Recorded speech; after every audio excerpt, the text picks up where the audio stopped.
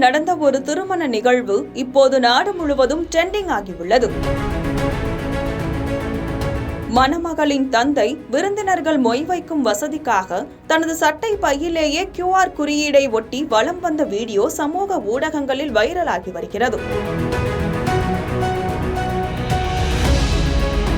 இந்திய திருமணங்களில் விருந்தினர்கள் மணமக்களை வாழ்த்தி அவர்களுக்கு பணமாகவோ பொருளாகவோ மொய் வைப்பது பாரம்பரிய வழக்கம். ஆனால் இப்போது பெரும்பாலானோர் டிஜிட்டல் பரிவர்த்தனைகளை பயன்படுத்துவதால் கையில் பணம் எடுத்து செல்வது பலருக்கு சிரமமாக உள்ளது. இந்த சிரமத்தை தவிர்க்கவும் திருமண வீட்டாரின் பணத்தை எண்ணுதல், கணக்கிடுதல் போன்ற வேலைகளை எளிதாக்கவும் இந்த வித்தியாசமான யோசனை செயல்படுத்தப்பட்டது.